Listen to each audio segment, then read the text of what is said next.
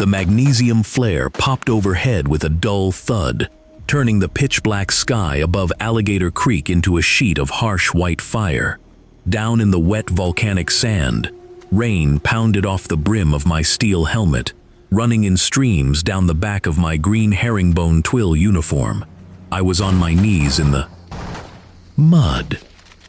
My raw knuckles pressed against the cold iron receiver of our Browning 1917A1 machine gun.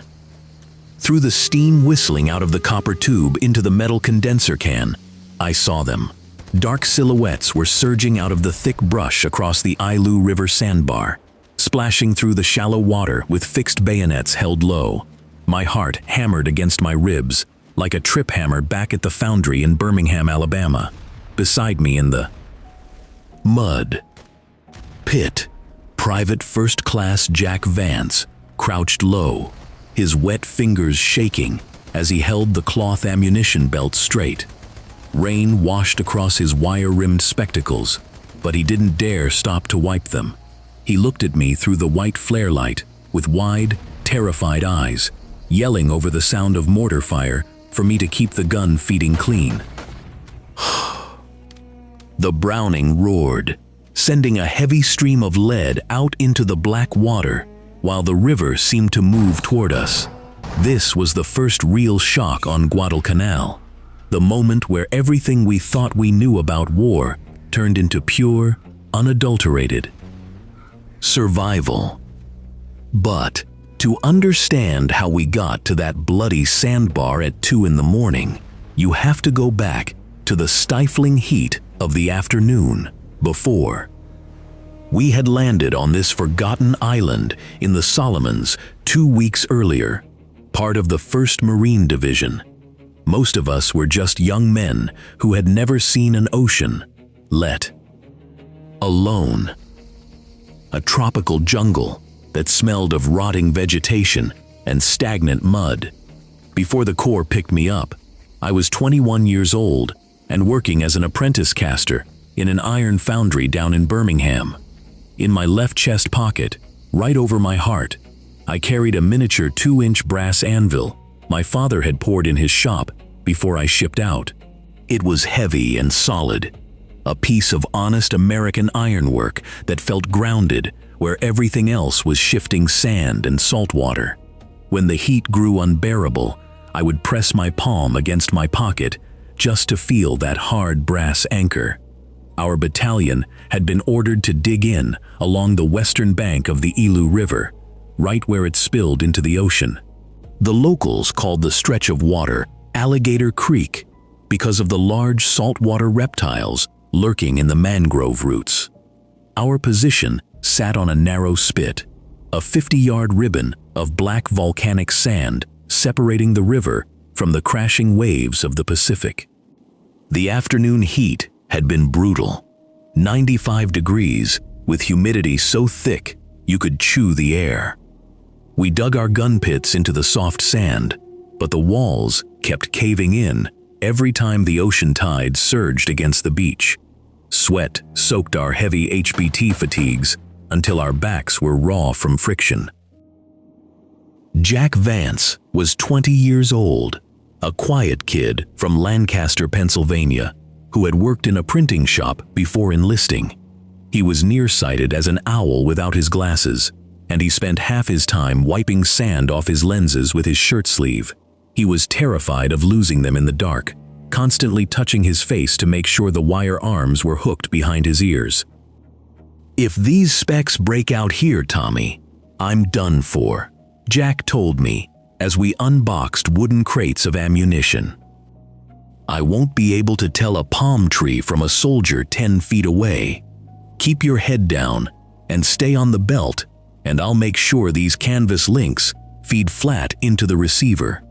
By midnight, the sky had turned ink black, swallowing the coconut groves behind us and the dense jungle across the river. Then, at 1:30 in the morning, the tropical skies opened up in a deluge that hit the palm fronds like thunder, filling our shallow trenches with 6 inches of murky water in minutes. My body began to shake violently, not just from the rain, but from the sudden spike of malaria. Fever. Creeping through my blood, the quinine tablets we took did nothing to stop the bone-deep chills that made my teeth chatter against my metal canteen cup. I sat in the mud, hugging my knees, trying to keep the wet canvas ammunition belts elevated on an empty wooden crate. Jack huddled under a canvas poncho, wiping his wire rims again with a dry patch of his undershirt. Every shadow across the river looked like a moving figure, and every snap of a dead palm branch sounded like a footstep. The night was so heavy you could hear your own pulse pounding in your ears. None of us sitting in that pitch-black sand knew that 500 yards out in the dark, hundreds of men from the Ichiki detachment were already locking their bolts and fixing steel bayonets. They were Imperial infantrymen, trained for night assaults, moving silently through the coconut trees without lanterns or whispered orders. I checked the Browning 1917-01, again, by touch in the dark. The heavy water jacket was cold, filled with river water to keep the barrel from melting during sustained firing. Attached to the side was the rubber hose running down to the brass condenser can, designed to catch the steam and turn it back into liquid. It was a heavy piece of machinery, but back in Birmingham, I had worked around iron gear my whole life. "Tommy," Jack whispered, leaning close so his breath touched my wet neck as I gripped the spade handle. "Do you hear something over the surf, like boots sloshing through the mangrove roots?" "It's just the ocean tide coming in against the sandbar," I muttered back, though my knuckles tightened hard on the wooden spade handle. Stop jumping at every dark shadow and frog in the swamp. A few feet down the trench, a young replacement recruit named Miller was shivering uncontrollably in the fee. Mud. He was barely 18, his helmet sliding over his ears as his knees knocked together in the flooded pit. He had dropped his canteen in the dark river hours earlier and had not tasted fresh water since noon. Miller reached out a muddy hand toward me, his voice cracked with panic and fever, as he begged for a single swallow from my canteen. I looked at him, then down at the full metal canteen hooked to my web belt. My own head was throbbing with fever, and a bitter, selfish irritation flared inside my chest because fresh water was life on this island. "Get your hand off me, kid," I snapped, pulling my belt away from his reach with a harsh yank. "Find your own water. I ain't your mother out here, and I'm not wasting my ration on somebody who loses his gear in the mud." The kid shrank back into the shadows of the sandbags, his face pale and eyes full of hurt. I felt a twinge of guilt deep in my stomach, but the harshness of the foundry had taught me to guard what was mine, believing every man had to carry his own weight or get left behind. I thought hanging onto a pint of warm water would keep me safe, but out beyond our barbed wire, the enemy was already stepping silently into the Bia. Mud of Alligator Creek, moving toward our positions without making a single sound. The darkness was hiding a wave of steel that was about to crash right over our narrow sandbar. Around 1:45, the rain slackened into a heavy mist that smelled of wet earth, salt spray, and a faint trace of charcoal. Smoke. Coming off the jungle breeze. Jack caught it too, his hand coming down hard on my soaked shoulder as he whispered that it was not river smell, but the scent of approaching men. I opened the top flap of the wooden ammunition box, lifting the brass tab of the canvas belt. My fingers were slick with oil and rainwater, but I aligned the first round into the feed slot of the receiver. The heavy steel feeding pawl clicked home with a sharp snap that sounded loud enough to wake the dead. Beside our position, the crew of the 37mm anti-tank gun crouched behind their steel shield. They had loaded canister shot, hundreds of heavy lead balls packed into a single brass casing, designed to transform their cannon into a massive shotgun for close-quarters slaughter. The silence stretched out for what felt like an eternity, broken only by the rhythmic crash of the Pacific surf against the outer edge of the spit. Every Marine along the line had his thumb on a safety or his hand on a bolt handle as we held the Sandbar against an unknown force waiting in the dark. Then came the flare as a mortar crew behind us fired a magnesium star shell high into the night sky. The pop echoed like a rifle shot, and a second later, the darkness dissolved into a harsh, flickering white glare. What we saw in that brief moment froze the blood in my veins. The Sandbar was black, with men as hundreds of Japanese infantrymen surged across the shallow riverbed, their officer leading the charge from the shadows. Their bayonets caught the white light, shining like a forest of needles moving directly toward our wire. A high-pitched scream tore through the jungle night, a single cry of "Banzai" that echoed off the coconut trees and sent night birds screaming into the sky. Before the echo could die down, the entire riverbank erupted into muzzle flashes as someone screamed from the command bunker to open fire. I slammed my thumbs down on the brass trigger spade of the Browning 1917A1.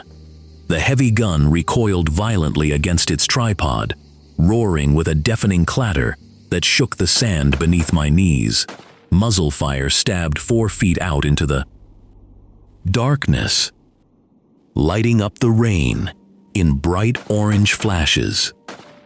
Jack leaned in close, holding the wet canvas belt level with the feed mouth, his face painted in the orange glow of the muzzle blast. The first wave of attackers crumpled into the Sandbar, but more were coming straight through the smoke.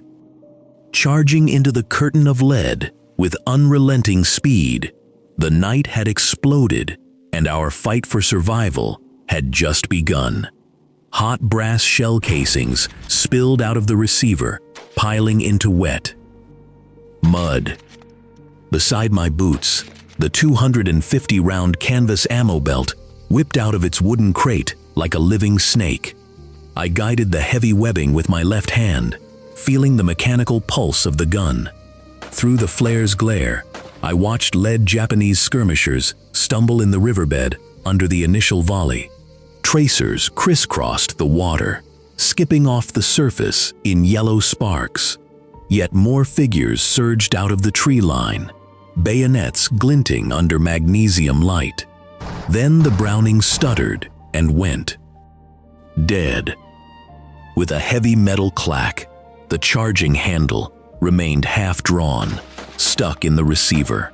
I cursed under my breath, my eyes darting to the feed mechanism while rifle fire snapped overhead like breaking whips. The rain had turned the volcanic sand into a sticky black paste. Coarse grit had blown into the open wooden crate, clinging to the wet canvas belt. As the receiver pulled the webbing inside, a cluster of sand grains lodged firmly beneath the feed pawl. Without combat gloves, I slammed open the top cover latch with my bare palm. The steel housing was scorchingly hot, smelling of burnt oil and warm metal. I grabbed the mud-caked section of the canvas belt, ignoring the sharp heat radiating off the breech block. With raw thumbs, I scraped black sand off the fabric weave and wiped brass cartridges clean. Grit bit deep beneath my fingernails, leaving my skin raw and bleeding. I manually pulled the belt straight, aligning the brass link squarely into the feedway slot. "Clear it, Tommy," Jack yelled over his shoulder while working his Springfield bolt with precision. An Arasaka bullet punched through the sandbag right between us, showering damp grit across Jack's spectacles. "They're hitting the sandbar now, so get that jammed feed pawl cleared." I slammed the receiver cover shut with a metallic thump and yanked the bolt handle backward. The extractor caught the chambered round with a sharp click. I released the handle, driving a fresh cartridge into the breech, just as another group of attackers reached the shallow spit. The machine gun resumed its thunderous cadence, spraying lead across the narrow sandbar. Water inside the gun's copper cooling jacket began to hum, heating rapidly under rapid fire.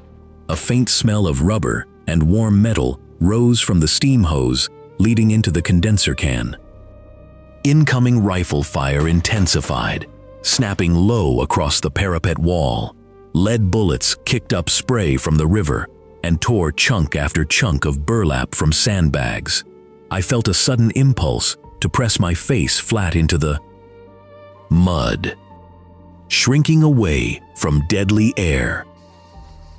"Get down lower, Jack," I shouted, grabbing Vance's utility jacket to pull him into the trench.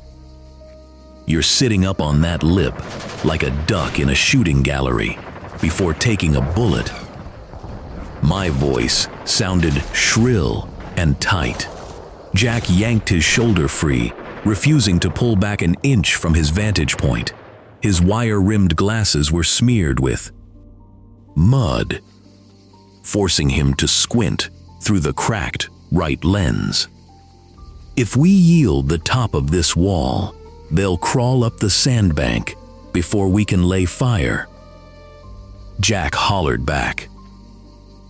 "You can't hit what you can't see, Jack," I snapped bitterly, my fingers trembling against the ammo box. "You're gonna catch a round through the skull." Anger flared between us, driven by sheer exhaustion and the suffocating terror of the dark night.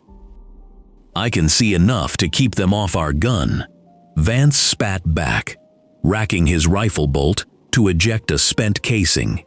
He fired into shadows near a half-submerged log, his jaw set in stubborn defiance. Jack's fear of going blind in the tropical darkness only drove him to stare harder into the void. I felt a wave of frustration wash over me, but there was no time to argue further. The belt was running down fast, brass links clicking rhythmically through my impaired, burning hands.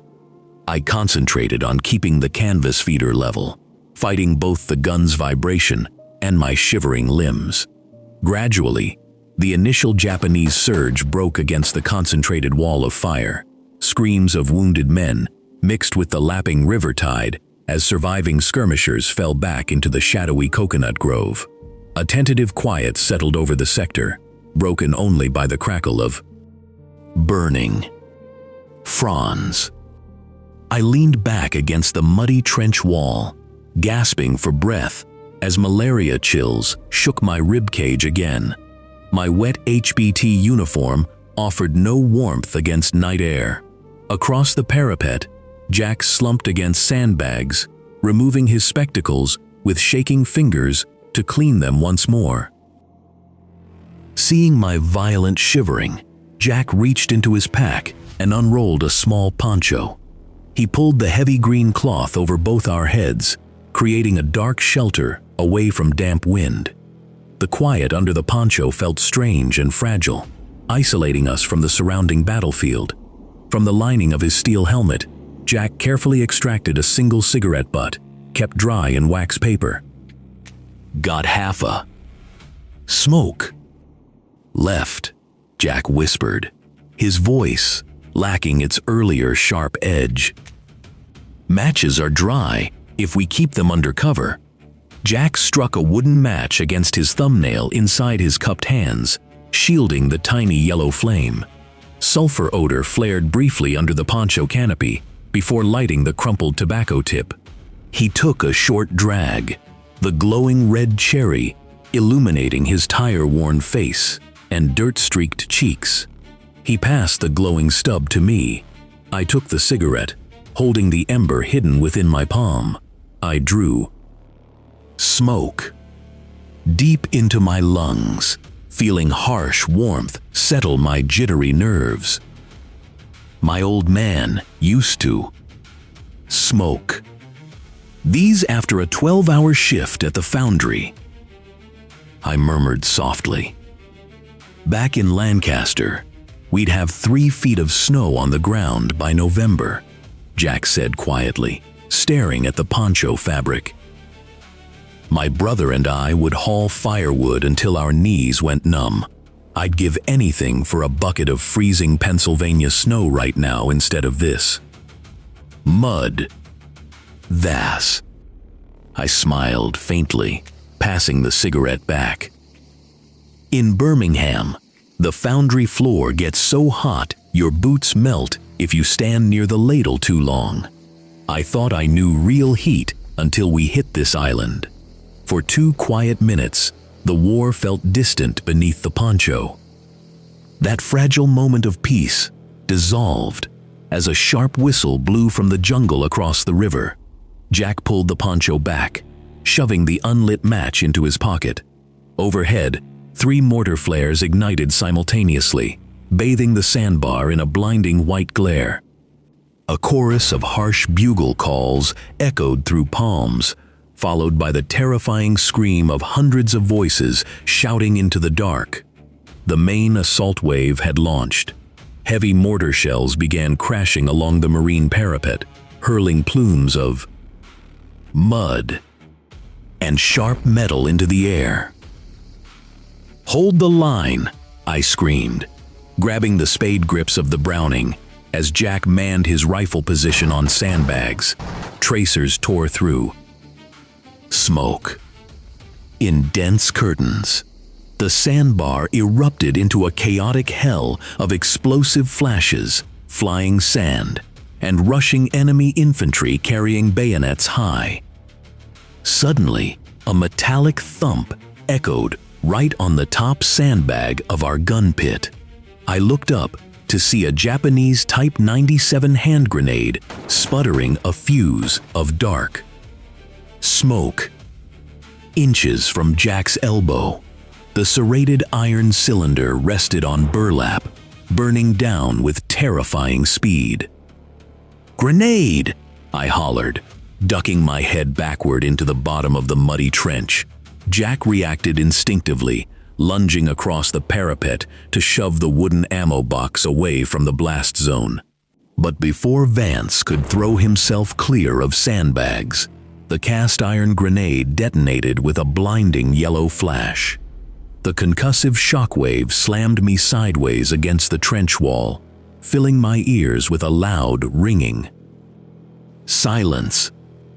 Sand, torn burlap, and acrid black cordite filled my throat as I struggled to sit up.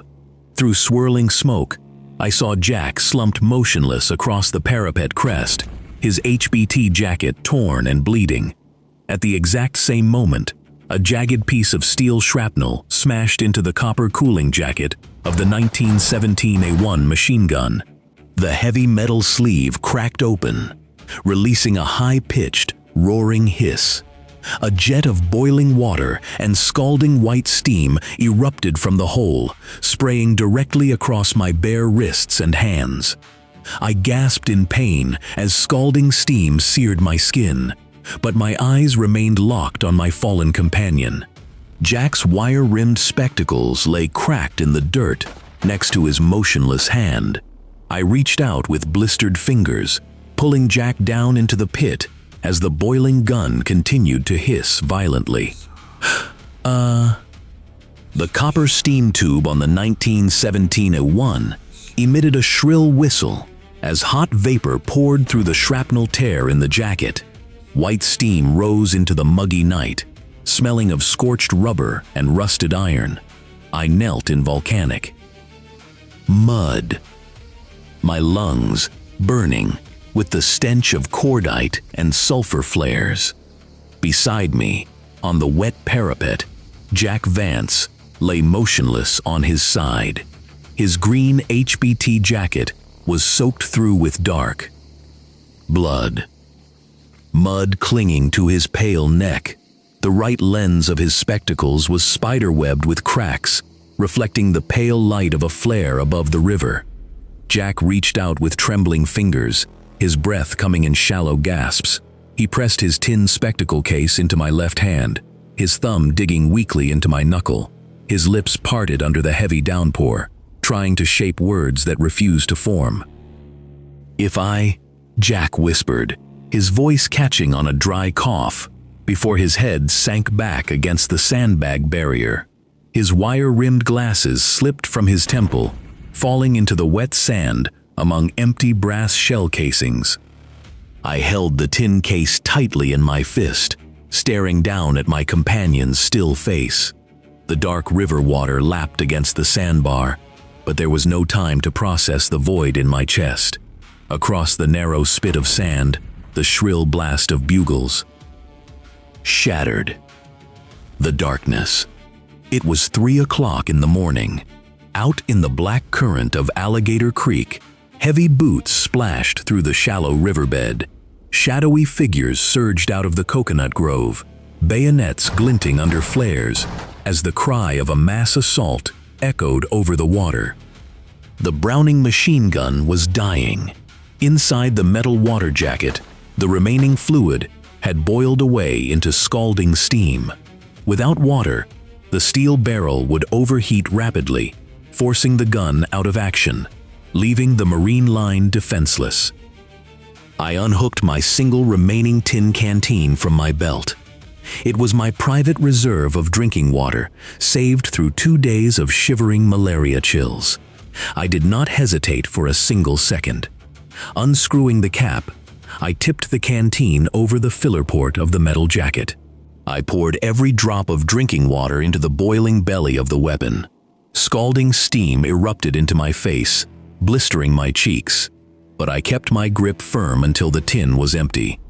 I cast the empty canteen into the mud and grabbed the heavy canvas ammunition belt. The 250-round cloth belt was dripping with tropical rainwater and sand. If a single grain of volcanic grit jammed the brass feeding pawl, the gun would choke. I took the hot canvas belt in my bare hands. I guided the heavy cloth straight into the receiver gate, using my palms to sweep away wet dirt. As the trigger plate was pressed, the 1917 A1 erupted into a sustained roar. The heavy recoil slammed through the tripod legs, driving them deeper into the muck. The canvas belt whipped through my palms with terrible speed. The hot cloth scorched my skin, raising red blisters across my fingers, but I refused to loosen my grip. In the iron foundries of Birmingham, Alabama, I had spent years handling hot casting molds and molten iron ladles. I knew the precise sensation of metal cooking flesh. But this heat was different. It was the raw temperature of pure survival. Tracer rounds streaked across the dark water in crimson arcs, tearing through tall grass on the opposite bank. Silhouettes fell in the river, splashing into murky current. Still, more attackers charged across the narrow spit, pushing toward the parapet with fixed steel. The feeding pawl clacked furiously as the belt emptied. When a damp brass link twisted near the receiver gate, I pulled out my miniature brass anvil from my chest pocket. I slammed the flat weight against the sticking pin, forcing the mechanism home. The gun kept firing. Heavy brass shell casings rained down onto my legs, piling up in hot mounds around my boots. The smell of burning canvas and fried machine oil filled my nose, drowning out the sweet rot of the jungle. A mortar shell exploded 20 yards to the left, showering the sandbag pit with wet mud and fronds. I squeezed my eyes shut against flying debris, but my raw hands never let go of the belt. I fed round after round, working by instinct and touch alone. Beyond the parapet, the attack surged directly onto the sand spit. Shadowy forms came within hand-to-hand range, their shouts mixing with the chatter of marine fire. I pulled my Springfield rifle from the mud, but its bolt was jammed tight with grit. Instead, I crouched beside the Browning, steadying the wooden ammo crate with my knees, while my blistered fingers smoothed each link. I was no longer thinking about home, or Alabama, or malaria chills. The entire universe had narrowed down to 3 inches of brass and canvas. For an hour and a half, the duel raged along the spit of land. The 1917-01 hammered continuous bursts into the shadows, its copper condenser hose spitting trickles of oily water into the tin can. I fed the third and final canvas belt into the receiver. As the last brass cartridge cleared the chamber, the bolt slammed forward on an empty chamber with a hollow click. I leaned my forehead against the damp rubber water hose, my chest heaving as my blistered hands shook in the dark.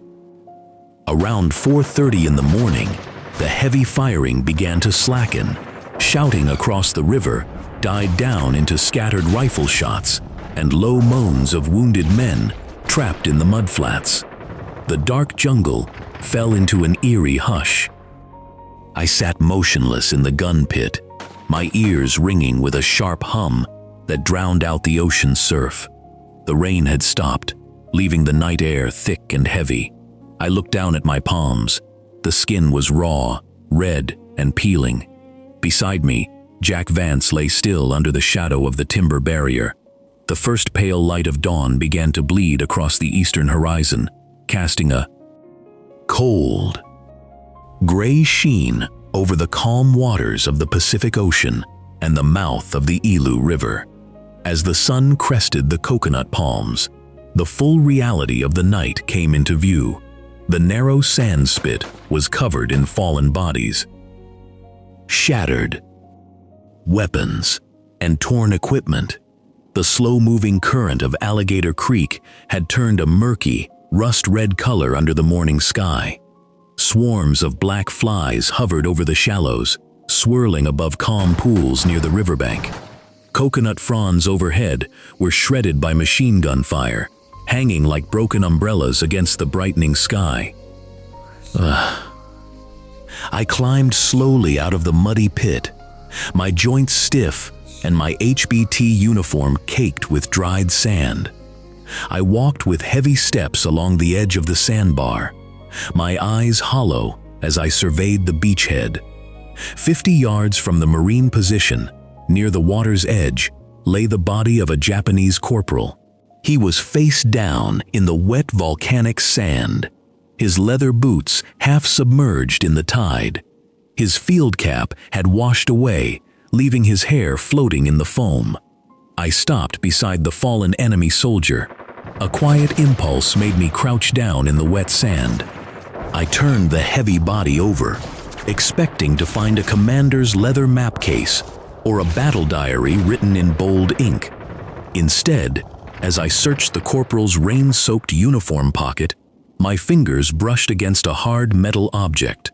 I pulled out a small brass matchbox, tarnished green around the hinges by sea salt. I flipped the lid open with my thumb. Inside the small metal container lay a handful of dried rice grains, kept dry against the rain. Nestled beneath the rice was a faded photograph wrapped in oiled paper. I unfolded the paper carefully with my burned fingers. The photograph showed an industrial yard backed by tall brick smokestacks and blast furnaces. Standing in front of the factory was a young man in work clothes, smiling faintly into the lens. On the back of the photograph, Japanese characters were inked beside the name of an ironworks in Osaka. dead. Soldiers' hands. Beneath the fingernails were the distinct soot lines of foundry sand. It was the exact same dark dust that I had washed from my own skin every evening in Birmingham. The dead. Corporal was not an abstract shadow from the darkness. He was an iron worker, an apprentice who had poured metal into molds thousands of miles away. I sat down on the wet sandbar, the morning tide washing over my boots. I held the brass matchbox in my left hand, feeling the smooth metal against my blistered skin. The hatred that had sustained me through the long hours felt strangely hollow now. I pulled my brass anvil souvenir from my chest pocket and set it beside the Japanese matchbox on my knee.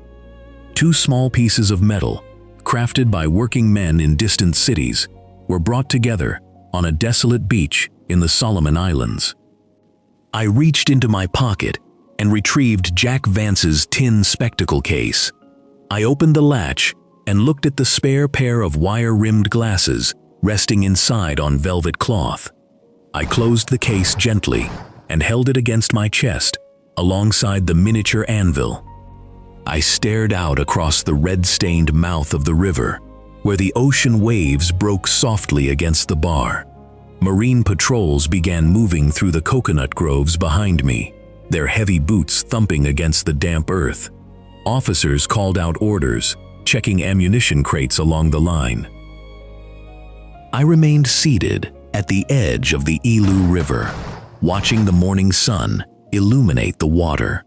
The steam from the machine gun had settled, and the hot barrel was cold to the touch. The war would continue, but something inside me had changed forever.